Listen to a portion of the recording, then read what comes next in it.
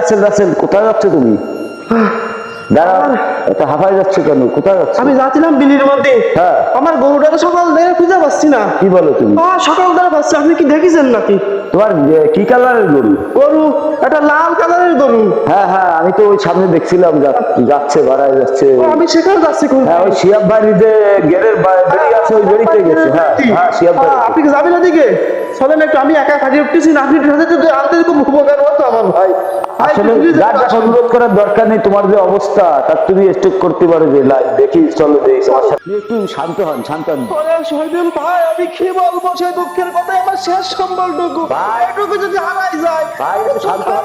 আমি কি করবো?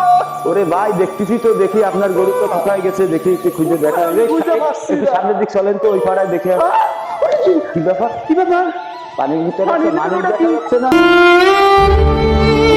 পানির ভিতরে মানুষ দেখা যাচ্ছে না? হ্যাঁ, একটা মাঝির মতন। দেখি, আসুন তো দেখি। রাসেল ভাই, ব্যস্ত উদ্ধার করতে হবে, ব্যস্ত আসছি।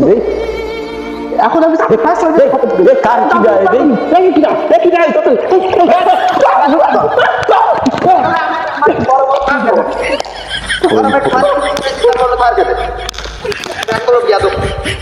মার্কেটে